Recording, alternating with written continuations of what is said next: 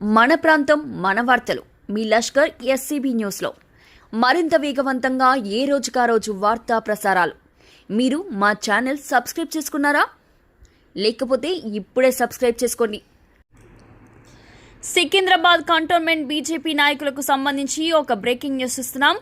Congress party నాయకులపై cantonment BJP నాయకులు fire అయ్యారు.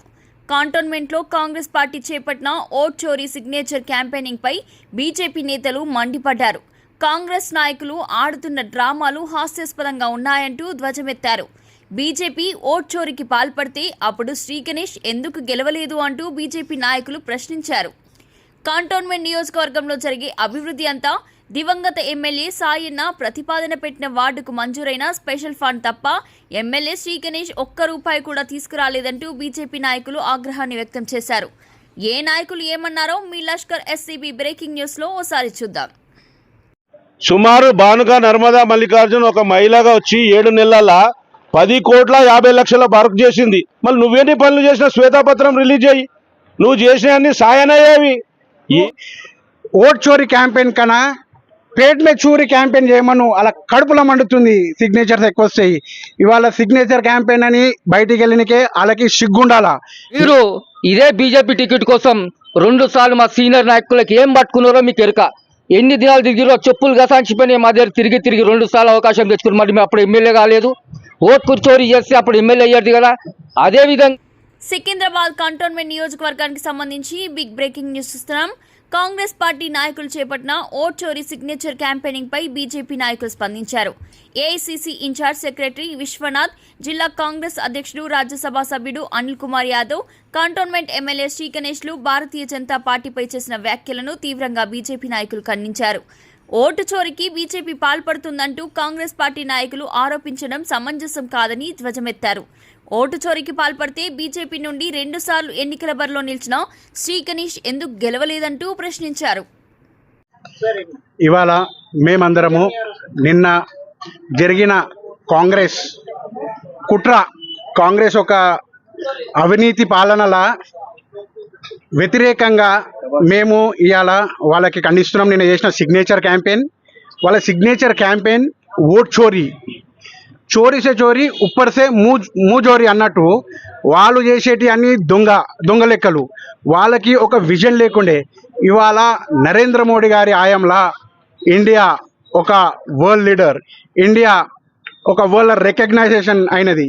ఇవాళ ఒక గరీబోన్కి సాయపడుతుంటే వాళ్ళు ఓర్వరు, ఒక ఫార్మర్కి సాయపడుతుంటే వాళ్ళు ఓర్వరు, డిజిటల్ ఇండియా అని తీసుకొచ్చి దేశాన్ని అభివృద్ధి చేస్తుంటే వాళ్ళు ఓర్వరు.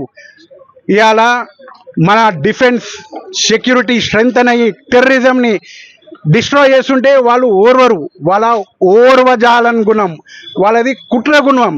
వాళ్ళు ఏం మంచిగా చేయాలా వాళ్ళకే తెలియదు. మంచి చేస్తుంటే ఇతరుల మీద ఏరుస్తారు.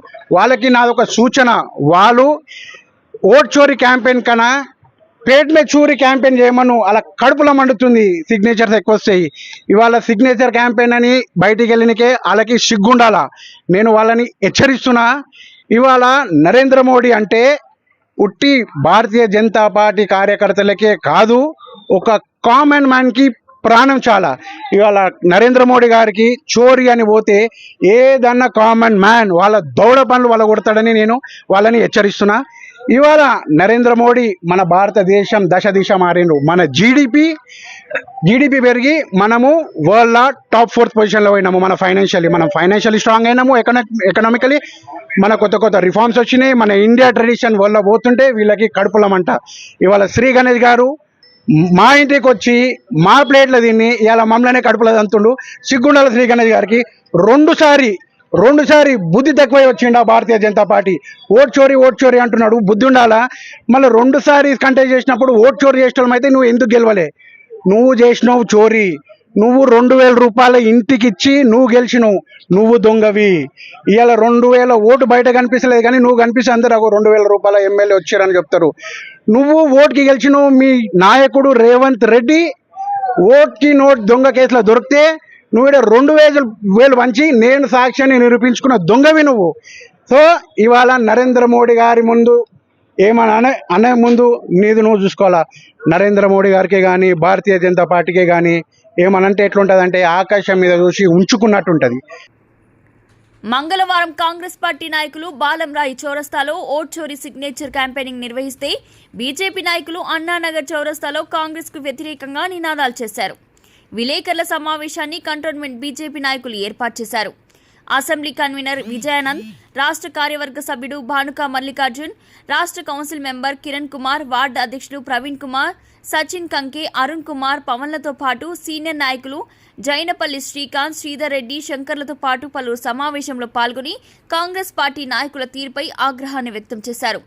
కంటోన్మెంట్పై కనీస అవగాహన లేకుండా నాయకులు కంటోన్మెంట్లో ఓట్ చోరీ సిగ్నేచర్ క్యాంపెయినింగ్ పెట్టి ప్రధానమంత్రి నరేంద్ర మోడీతో పాటు బీజేపీ అగ్రనాయకులపై నోరు పారేసుకోవడం సరికాదంటూ మండిపడ్డారు. బీజేపీ పెట్టిన భిక్షతోనే శ్రీ గణేష్ ఎమ్మెల్యే అయ్యారంటూ విమర్శించారు. నిన్న కంటోన్మెంట్కు కాంగ్రెస్ నాయకులు వాళ్ళకు కంటోన్మెంట్ అంటే అవగాహన లేదు, కంటోన్మెంట్ బార్డర్లు తెలియదు, అలాంటి వ్యక్తులు వచ్చి నేను కంటోన్మెంట్ కోసం మాట్లాడిరు. ఓట్కు చోరీ అని, ఈ ఓట్కు చోరీ అనే దానికి పదానికి వాళ్ళకు అర్థం తెలుసో తెలియదు, కానీ నేను వచ్చి ఏదో క్యాంపెయిన్ అని పెట్టిరు. దీనికి సూటిగా అందరికి అడిగితే నేను వాళ్ళకి అడిగే ఇక్కడ వచ్చి వాళ్ళు ప్రశ్నించే ఇది లేదు, నాకు వాళ్ళకి అడిగే ఇది లేదు. కాకపోతే అనిల్ కుమార్ యాదవ్ గారికి ఒకటి చెప్తున్నాను, ఆయన వచ్చి నిన్న ఏదో వాగిండు, గద్దె దించే వరకు ఊకోనన్నాడు. గద్దె దించేది మోదీకి కాదు, యోగికి కానీ, రేపు వచ్చే అమిత్ షా గారు కానీ ఇంక ఎవరికైనా కార్యకర్తలు ఉన్నంత కాలం బీజేపీ కార్యకర్తలు ఎన్ని దినాలు అయితే పెరుగుతుంటుందో అన్ని దినాల వరకు మోదీ సర్కారే ఉంటుంది. మోదీ సర్కార్ దించే మొగోడు ఎవరు లేడు. మీరు మీ సీనియర్ నాయకులు మీ పార్టీలో ఉన్న రాహుల్ గాంధీ గారు వాళ్ళ సొంత తండ్రి పేరు వాళ్ళ కుటుంబం పేరు పెట్టుకోకుండా వేరే వాళ్ళ కుటుంబం పేరు పెట్టుకొని పరిపాలిస్తున్నారు కాబట్టి వాళ్ళకి అంత వ్యతిరేకం వచ్చింది. అది అక్కడ పోతే ఇక్కడ మా ఉన్న కంటోన్మెంట్ నుంచి ఎన్నికైన శ్రీ గణేష్ గారికి నేను అడుగుతున్నాను, మరి మీరు ఓట్కు చోరీ బీజేపీ చేస్తుందని చెప్తున్నారు, ఇది ఎంతవరకు వాస్తవం మీ ఆత్మకు తెలవాలి. మీరు ఇదే బీజేపీ టికెట్ కోసం 2 సార్లు మా సీనియర్ నాయకులకి ఏం పట్టుకున్నారో మీకు ఎరుక. ఎన్ని దినాలు తిరిగిరో చెప్పులు గసాంచిపోయినాయి మా దగ్గర తిరిగి 2 సార్లు అవకాశం తెచ్చుకుని మరి మేము అప్పుడు ఎమ్మెల్యే కాలేదు. ఓట్కు చోరీ చేస్తే అప్పుడు ఎమ్మెల్యే అయ్యారు కదా. అదేవిధంగా ఈసారి మళ్ళీ 2,50,000 ఓట్లు ఉంటే మీకు ఎన్ని ఓట్లు వచ్చినాయి? నీకు వచ్చిన ఓట్లు దెందుకంచి వచ్చినాయి తెలుసా? నీకు నువ్వు డబ్బులు పంచినావు, అన్నీ పంచినావు, అది పక్కన పెట్టినా నీకు ఓట్లు పడలే. నువ్వు ఎన్ని డబ్బులు పంచావు దానికి ఓట్లు కూడా పడలే. నీకు పడ్డాయి అంటే ఇంకా శ్రీ గణేష్ బీజేపీలోనే ఉన్నాడు, అటు ఈటల రాజేందర్ గారు ఉన్నాడు, పైన నరేంద్ర మోదీ ఉంది కాబట్టి బీజేపీ అనుకొని శ్రీ గణేష్ పేరు చూసుకొని అందరికి ఓట్లేసిరు కాబట్టి నువ్వు గెలిచినావు. నీ డబ్బు బంబంతో నీ పేరుతోటి కానీ ఏం గెలవలేదు. ఈటల రాజేందర్ పుణ్యాన, నరేంద్ర మోదీ పుణ్యాన, భారతీయ జనతా పుణ్యాన నువ్వు ఇలా గెలిచి ఎలక్ట్ అయినావు నువ్వు. అంతేగాని నీ సొంతంగా ఇక్కడ ఎలక్ట్ అయి చేసింది ఏం లేదు. ఈ ఓట్కు చోరీ అది అని చేసే బదులు మేమేమంటున్నామంటే 1 నేషన్ 1 ఎలక్షన్ అంటున్నాం. మరి దీనికి మీరు ఎందుకు ఒప్పుకుంటలేరు? ఇవాళ ఓట్ చోరీ అని పెట్టుకున్నారు కదా. మేము ఎన్ని క్యాంపెయిన్ నడిపిస్తున్నాం, ఏమంటాం 1 ఎలక్షన్ 1 నేషన్, దానికి మేము రెడీ అంటాం. మరి మీరు ఎందుకు ముందుకు వస్తలేరు? దయచేసి నెక్స్ట్ టైం ఇలాంటి పిచ్చి ఆలోచనలు పెట్టుకొని పిచ్చి కాన్సెప్ట్ తీసుకొని కంటోన్మెంట్ పబ్లిక్లను పిచ్చోళ్ళని చేయాలని చూస్తే బాగుండదు. దయచేసి నువ్వు తెలుసుకోవాలి, నువ్వు ఎట్లా గెలిచినావు నువ్వు ఒక్కసారి నీ అంతరాత్మకు తెలుసుకుంటే చాలు, మేము చెప్పే అవసరం లేదు. బీజేపీ రాష్ట్ర కార్యవర్గ సభ్యుడు భానుక మల్లికార్జున్ సైతం ఎమ్మెల్యే తీరు పట్ల మండిపడ్డారు. కంటోన్మెంట్ నియోజకవర్గానికి ఎమ్మెల్యే శ్రీ గణేష్ రూపాయి కూడా తీసుకురాలేదని, ప్రస్తుతం జరిగే పనులు కానీ స్పెషల్ ఫండ్ కానీ దివంగత ఎమ్మెల్యే సాయన్న హయాంలో పెట్టిన ప్రతిపాదనలే అంటూ భానుక మల్లికార్జున్ ధ్వజమెత్తారు. కంటోన్మెంట్ బోర్డు నామినేటెడ్ సభ్యురాలిగా కోట్లాది రూపాయలతో అభివృద్ధి పనులు నిర్వహించడం జరిగిందని, కంటోన్మెంట్ ఎమ్మెల్యే శ్రీ గణేష్ చేసిందేమీ లేదని, దమ్ము ధైర్యం ఉంటే రాష్ట్ర ప్రభుత్వం నుండి ఎన్ని నిధులు తీసుకొచ్చారో శ్వేతపత్రం విడుదల చేయాలని డిమాండ్ చేశారు. ఓటు చోరీ అంటూ కాంగ్రెస్ నాయకులు చేస్తున్న డ్రామా చూస్తే నవ్వొస్తుందంటూ ఎద్దేవా చేశారు. కంటోన్మెంట్ నియోజకవర్గంలో ఎమ్మెల్యేగా సాయన్న చేసిన అభివృద్ధికి శ్రీ గణేష్ ప్రారంభోత్సవాలు చేస్తున్నారే తప్ప ఎమ్మెల్యే శ్రీ గణేష్ చేసిందేమీ లేదంటూ ఘాటుగా విమర్శించారు. ఇప్పుడు నిన్న మా స్థానిక ఎమ్మెల్యే శ్రీ గణేష్ గారు కానీ రాజ్యసభ సభ్యులు అంజన్ కుమార్ యాదవ్ గిట కంటోన్మెంట్లో వచ్చి ఓట్ చోరీ అనే నినాదం ఏదైతే దాని మీద సిగ్నేచర్స్ అని చెప్తా ఉన్నారు.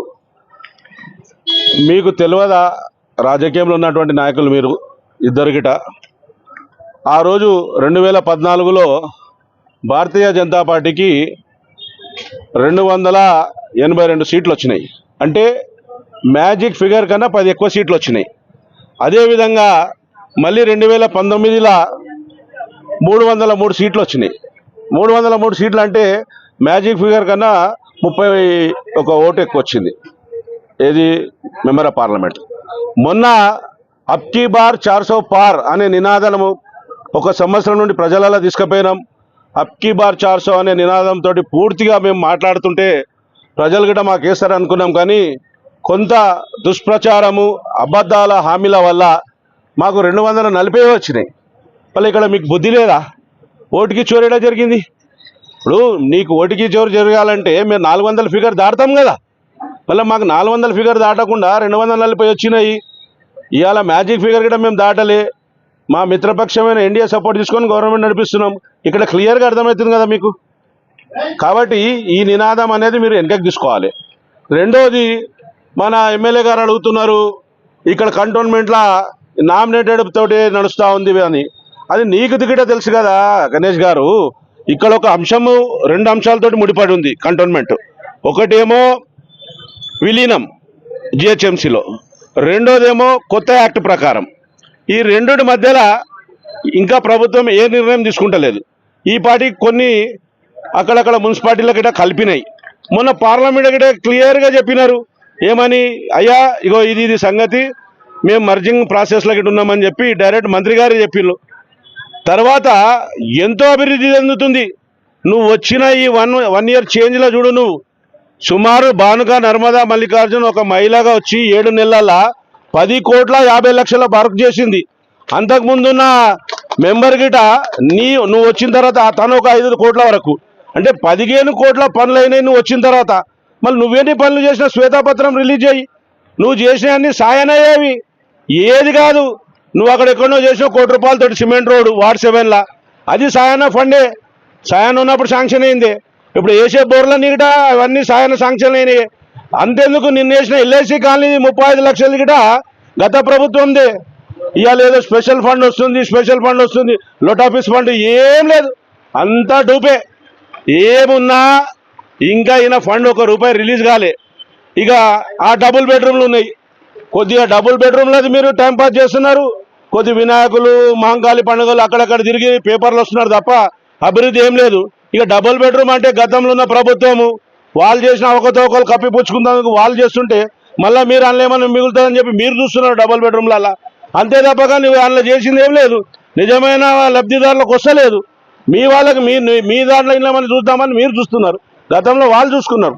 కాబట్టి ఇవన్నీ వేస్ట్ మాటలు. క్లియర్గా చెప్తా ఉన్నాము, అభివృద్ధిలో రా, ఓపెన్ ఛాలెంజ్ మాట్లాడదాం. ఏది ఒక బోర్లు గిట అన్ని సాయానే. మీరు ఒక చర్చిలో వేసినారు, ఆ చర్చి వల్ల ప్రయోజనం ఏంది? 40 లక్షలతోటి ఏది లేదు. మీరు జీరో ఇంతవరకు మీరు చేసిన అభివృద్ధి.